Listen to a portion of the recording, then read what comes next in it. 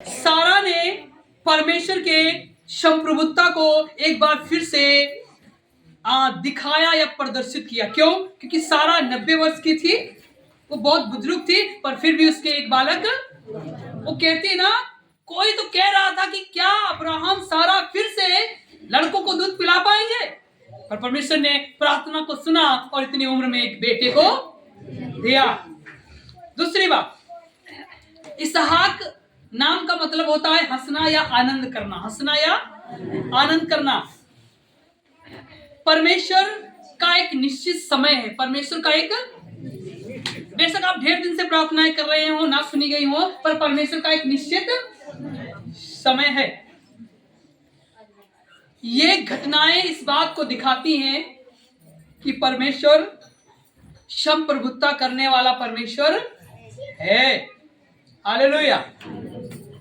और प्रभु यीशु मसीह में यदि आप विश्वास करते हैं तो असंभव को भी आप संभव होते देखेंगे, क्योंकि पौलुस कहता है मैं सब कुछ कर सकता हूं पर परमेश्वर की सहायता के द्वारा या उसकी सामर्थ्य के द्वारा। सही है।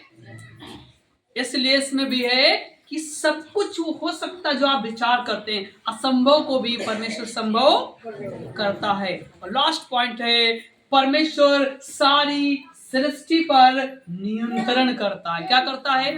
क्या करता है? क्या करता है? नियंत्रण करता है। वो शरीर को नियंत्रण करता है ताकि चीजें खूबसूरत होने पाए।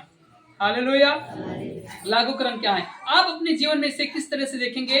सुनिएगा, आपको इस बात के लिए चाहिए कि जो आपने आशीषें पाई हैं उसके लिए आप धन्यवादी हों, और इस बात को भी सीखिए कि आपको आशीषों के लिए कई बार समय की आवश्यकता नहीं होती है ना। नहीं, कई बार लोग कहते हैं ना कि आम जो होते हैं उस सीजन में आते हैं।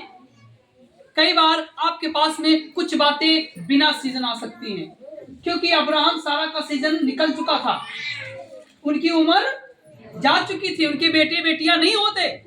पर परमेश्वर कहते हैं ना, परमेश्वर हमारे कहते विचारों से परे है ना। वो हमें अगर आशीष देगा तो हमारे सोचों से, हमारे विचारों से कई ज्यादा हमें आशीष, और इनके साथ में यही होने पाया। इनके एक्सेप्टेंस, इनके सोच से, इनके विचार से भी ज्यादा परमेश्वर ने काम किया, और इनको 90 और 100 वर्ष के उम्र में इनको क्या दिया? बेटा दिया। इस बात को आप सीखें। सबसे बड़ी बात है, सीजन कैसे आशीष किसी सीजन का इंतजार, चाहे ठंडी हो, चाहे गर्मी हो, चाहे वर्षा हो, चाहे कुछ हो, पर आपको परमेश्वर आशीष देना चाहेगा तो छोटा बड़ा भी नहीं देखता, गोरा काला भी नहीं देखता, पर वो आपको आशीष देगा, मतलब देगा। हालेलुया। आपको चाहिए कि आप विश्वास योग्य हो। किसके? प्रभु यीशु मसीह के प्रति। आपको चाहिए कि आप विश्वास योग्य बने। किसके लिए? प्रभु यीशु मसीह के प्रति। दूसरा, लास्ट पॉइंट क्या है? आप सदैव परमेश्वर के केंद्र से भटक ना जाएं। आप सदैव परमेश्वर के केंद्र से भटक ना जाएं, और आपको चाहिए कि आप सदैव याद करें कि यीशु ने आपको बचा लिया है। आप सदा याद करें क्योंकि परमेश्वर ने आपको बचा लिया है और संवारा है। हालेलुया। सो परमेश्वर इन बातों पे आशीष दे।